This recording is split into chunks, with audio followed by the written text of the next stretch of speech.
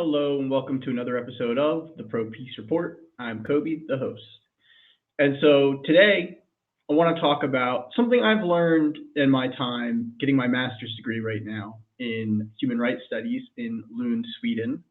And I think this really teaches you a lot about how the international system works, the international law system, and how the US government fits into it. Because as we'll see, not all rules apply equally here. And so, going to pull up one of the most surprising laws I've ever heard passed in US history. Like, you'll see how just absolutely crazy it is because we talk a lot. Kamala Harris, Joe Biden, they'll talk a lot about a rules based international order, that the US loves to follow this rules based international order. But as we'll see from this example, that's not true. It's not true at all.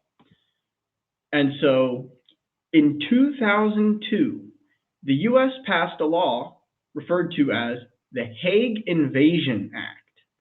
And so what does that mean? Let's read this a little bit here from Human Rights Watch.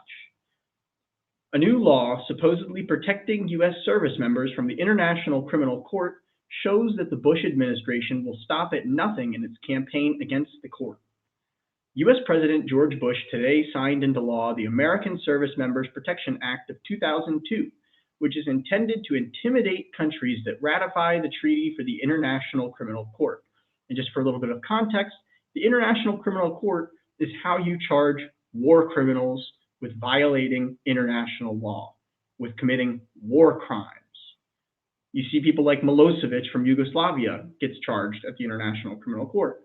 So, and I'll continue reading before we talk about it a little bit more. The new law authorizes the use of military force to liberate any American or citizen of a U.S. allied country being held by the court, which is located in The Hague, which is in the Netherlands. This provision, dubbed the Hague Invasion Clause, has caused a strong reaction from U.S. allies around the world, particularly in the Netherlands, of course, because the Netherlands, a U.S. ally, probably thought of it as being absolutely insane that their ally, the U.S. government, would invade their country to save war criminals. In addition, the law provides for the withdrawal of U.S. military assistance from any countries ratifying the ICC treaty and restricts U.S. participation in United Nations peacekeeping unless the United States obtains immunity from prosecution. At the same time, these provisions can be waived by the president on national interest grounds. I mean, that's just crazy. The Hague Invasion Act allows the United States government to invade the Netherlands, not just to free U.S. war criminals, but to free war criminals of any U.S. allied country. And so if we think about countries today that this would protect, we have Israel committing war crimes in Palestine, basically doing an ethnic cleansing, pushing the Palestinians more and more off their territory, stealing the territory, colonizing the land, dropping bombs on civilians. You have Saudi Arabia doing airstrike campaigns on Yemen. Both of these governments are U.S. allies and thus cannot be charged at the International Criminal Court for war crimes.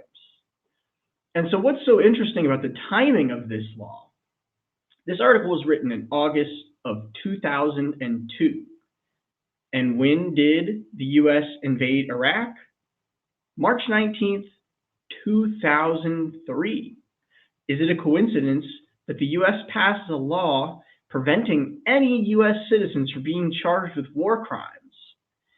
And then shortly after, they start a war that saw many human rights abuses, significant human rights abuses, from torture, from dropping bombs on civilian populations, from an occupation of a foreign country entirely. It does not seem like a coincidence to me that at the same time that the U.S. was preparing, we just had 9/11 happen. The U.S. was preparing to invade Iraq. And what do we see? A law protecting war criminals from prosecution. And so What are some examples of things that happened after this, directly after this, in Iraq? So Guantanamo trial exposes brutality of CIA torture. In testimony before a sentencing jury of 8 senior military officers, October 28th, Majid Khan read a statement in court detailing his personal experiences being tortured by the CIA. Khan has been imprisoned for 15 years by the U.S. government at its notorious military facility at Guantanamo Bay, Cuba, which it occupies against the will of the Cuban people. Quote, "I thought I was going to die," Khan said, describing the various torture techniques he was subjected to, including beatings, sexual assaults, being chained naked from a ceiling beam for long periods, starved, doused repeatedly with ice water to keep him awake for days, and being nearly drowned with his head held underwater. Khan's statement had a real impact. Kadia Justin, one of his lawyers, told the militant by phone November 5th. He's the first Guantanamo detainee to publicly describe torture at the hands of the CIA. He is also represented by the Center of Constitutional Rights and the Military Commission's Defense Organization. Khan told the military court, quote, "The more I cooperated, the more I was tortured," leading him to start lying in hopes of ending the abuse. And that's why torture doesn't work. Not only is it immoral, not only is it absolutely inhumane to torture another human being, they will just lie to you to stop the pain, to stop the torture. They will tell you anything that you want to hear to stop the torture. So he pleaded guilty to charges that included conspiracy, murder, and providing material support to terrorism in delivering $50,000 of al-Qaeda funds that was used to set up the 2003 bombing of a Marriott hotel in Jakarta, Indonesia, and planning other attacks. And so I just thought it was really important to highlight an example of what do they do? What does the CIA do to people? How do they torture them? And is that allowed under international law? And it's not. There are plenty of international provisions banning the use of torture. So what are some other tactics that they typically use, CIA? They call them enhanced interrogation techniques. That is just a euphemism for torture. Attention grasp, walling, facial hold, facial slap, cramped confinement, wall standing, stress positions, sleep deprivation, insects placed in a confinement box, and waterboarding, where they basically put a bag over your head and dump water on your face so that it feels like you're drowning. You're not, but it feels like you are. And a little bit more about the war in Iraq. This Hague Invasion Act came directly before it.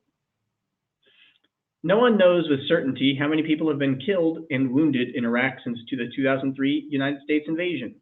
However, we know that between 184,382 people and 207,156 civilians, so between those numbers of civilians, have died from direct war-related violence caused by the U.S., its allies, the Iraqi military and police, and the opposition forces from around the time of the invasion through October 2019.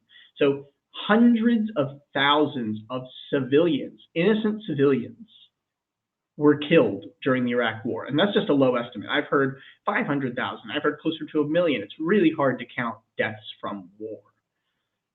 And one of the famous videos that came out showing a war crime that happened in Iraq is the Collateral Murder video published by WikiLeaks, given to them by Chelsea Manning. So on 5th of April 2010, 10:44 Eastern Standard Time, WikiLeaks has released a classified U.S. military video depicting the indiscriminate slaying of over a dozen people in the Iraqi suburb of New Baghdad, including 2 Reuters news staff. Reuters has been trying to obtain the video through the Freedom of Information Act without success since the time of the attack. The video, shot from an Apache helicopter gun site, clearly shows the unprovoked slaying of a wounded Reuters employee and his rescuers. 2 young children involved in the rescue were also seriously wounded. Now, I'm not going to show you the video now. It's kind of long. It's graphic. You basically see US drone operators indiscriminately killing a bunch of people in Iraq. And now we see Julian Assange, the journalist who published evidence of not just these war crimes, but countless other war crimes by the US government. And he's now in prison in Belmarsh prison. He was in the Ecuadorian embassy before that for years, all for doing the crime of journalism, exposing the war crimes of the US empire.